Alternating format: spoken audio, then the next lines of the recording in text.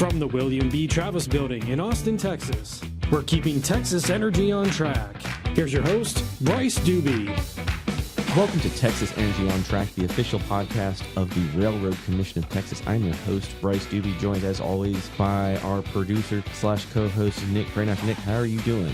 Good. It's always good to have these special episodes. It's nice to throw a little curveball in here now and then, especially with pretty good news that we're about to talk about. Yeah, we have an exciting announcement. It's already kind of made it out into the press and things like that, but we decided to record a bonus episode similar to what we did after the end of the legislative session to just kind of go over all the changes that came out of session this year. The EPA made a recent announcement that they are going to be giving primacy to the state of Texas regarding Class 6 wells. That's a lot of words to listeners who may not know what all of that means, which is why we are joined today by the Railroad Commission's Chief Geologist, Leslie Savage. Leslie, how are you doing today? I'm doing fine, thank you. Thank you so much for joining us. We have worked a bunch on the backside of things with press releases and fact sheets and answering questions and all of that. Before we get into all of sort of the weeds of primacy and Class 6 and all these technical things, tell us a little bit about yourself. How long have you been here at the Railroad Commission? You're the chief geologist. Tell us about yourself. I'm originally from Georgia, but I came to Texas as fast as I could. I have a degree in geology from the University of Texas. I've been with the Railroad Commission in the oil and gas division for 42 years. Now, what is the role of chief geologist? I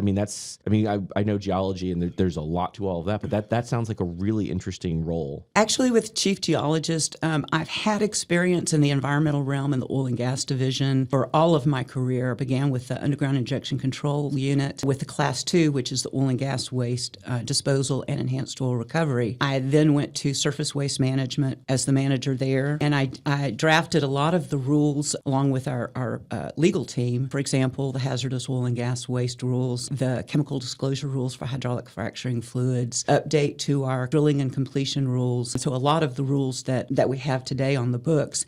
One of the biggest things, and one of the things we're talking about today, is the regulations for geologic storage or geologic sequestration of carbon dioxide. And I helped draft those rules. Actually, we drafted the first version in 2010. There wasn't a lot of interest until the last several years. And I drafted, along with our staff, the amendments to those rules to make sure that we could gain primacy. I feel like we could have like 3 more episodes about all the things that you've worked on. Like, that just sounds like so many just interesting things and the impact that you've had working on all that stuff. That's fascinating. We may have to do more at some point in the future on some of that, because that really kind of puts some things in perspective. But talking today, you talked about carbon primacy, and when we're referring to all that, these are Class 6 wells, correct? The EPA has 6 classes of underground injection control wells, and the main purpose of all 6 of those classes is the protection of underground sources of drinking water. So you have Class 1, which is hazardous waste. You have Class 2, which is, as I mentioned before, the oil and gas waste disposal and enhanced oil recovery. You have Class 3, which is the brine mining, which is solution mining of a salt bed or a salt dome for storage, for example, of underground hydrocarbons or natural gas. And then you have Class 4, which is actually a prohibited category. It's disposal of waste into underground sources of drinking water, and that's why they're prohibited. Class 5, which is generally a catch-all. Generally, those are shallow wells, but at the Railroad Commission, the Class 5 wells that we regulate are geothermal and then brine extraction. So, for example, extraction of lithium from brine that's produced from formation fluids. Then you have the newest class, which is the Class 6, and that's the geologic sequestration or geologic storage of carbon dioxide. And for listeners out there who may not be very familiar with that, there is kind of a layman's term. Carbon capture, I think, is another term for that, correct? Yes. It's carbon capture and sequestration. You capture the carbon dioxide from either an industrial source or from the atmosphere, which is called direct air capture, pressurize the carbon dioxide, and then you inject it underground for permanent storage. And I apologize just because this is my first year at the commission, but I'm new to oil and gas this year. Is that a liquid? So the carbon dioxide is liquefied, or how does that work? It's called supercritical carbon dioxide. There are several different phases. You have the gaseous. You can have a gaseous. You can have a semi-gaseous, supercritical. It's basically a liquid. Yeah, it's very interesting how all of that works. But the big piece with all of that is Primacy. So the process pre the past few weeks, if I was someone who was interested in doing this process and I wanted to make a Class 6 well, I would start by going to the EPA first, or how does some of that work? The way that Texas law is currently, in order to get a permit for a Class 6 well, you must have a permit from the Railroad Commission. And under federal law, until we receive primacy, you must have a permit from EPA. The way that the Railroad Commission's been handling that is we've been reviewing the applications that we've received, both EPA and the Railroad Commission, in concert with EPA, so that once we receive primacy, there's no delay. We can just automatically continue our process and EPA stops theirs. Got it. Okay. So before, you'd have to apply to both the EPA and to the Railroad Commission. Yes. And from what I understand, seeing what the EPA published with this announcement of primacy, they're saying, hey, Texas, you have subject matter experts. You have folks who've been doing geology for 42 years at the Railroad Commission. Y'all know the state, they have significant knowledge. You guys really know what is best. You understand all of the federal rules for protecting drinking water and things like that. We're going to let you streamline this and approve these on your own without this additional permit. Yes. Is exactly the way it goes. And we also have committed significant resources to the program. EPA Region 6 would generally process these applications. They have a limited staff, and they handle 5 states within the Region 6. So we want to be able to, in Texas, to have our own staff that concentrates on applications in Texas.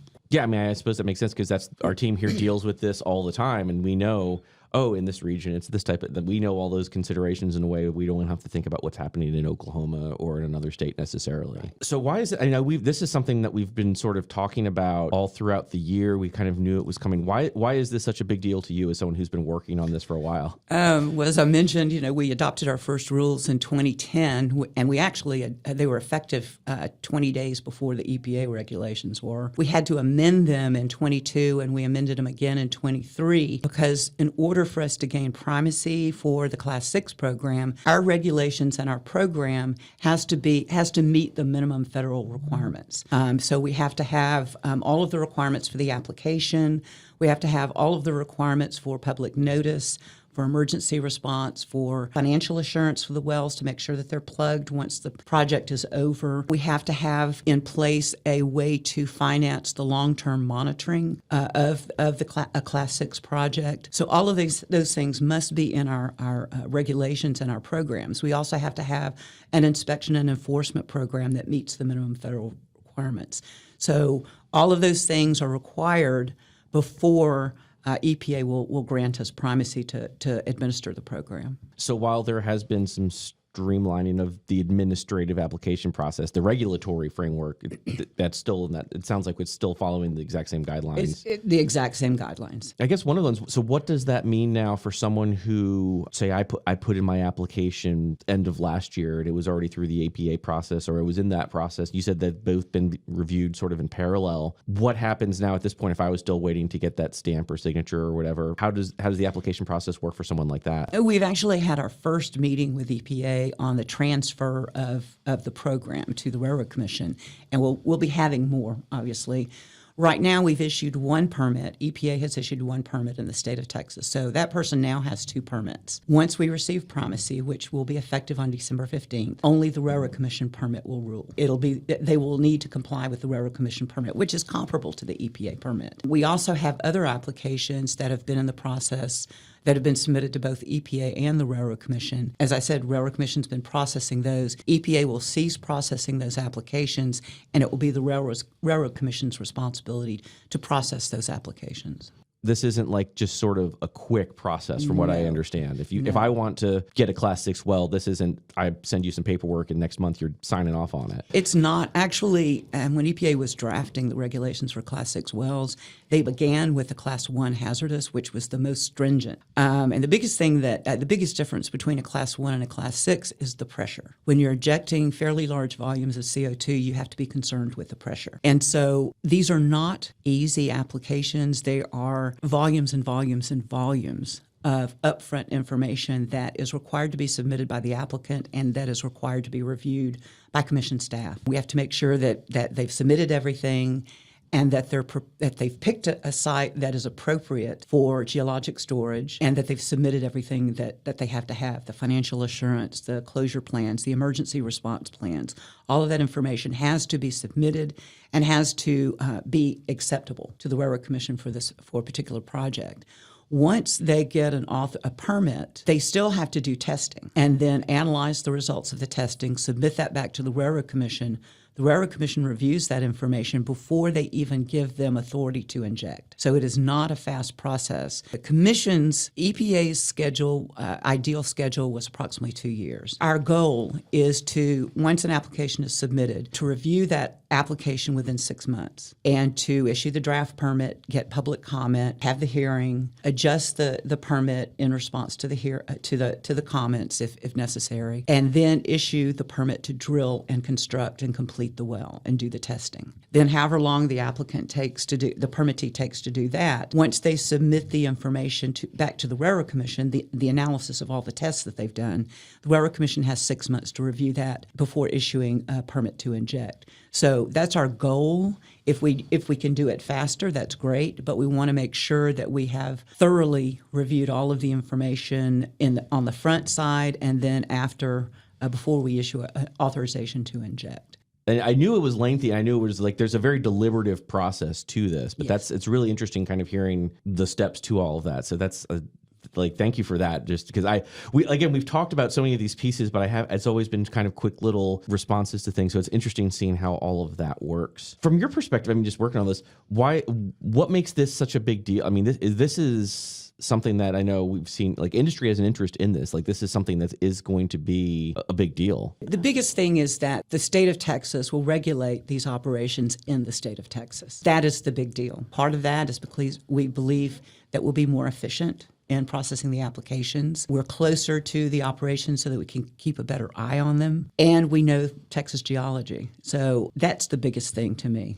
The process you mentioned 6 months, and the EPA had mentioned it could be longer. Why does it have to take so long? Is it because we're protecting drinking water, natural resources, and things like that? Is it we want to make sure we're doing the right thing to help the people of Texas, or is it just that the process needs to be that long? These applications are thousands of pages long. There are several elements to an application. The first is they have to characterize the geology. Number one, to make sure that it is an appropriate geology for the permanent storage of the carbon dioxide. They have to prepare a well construction plan, a drilling and well construction plan.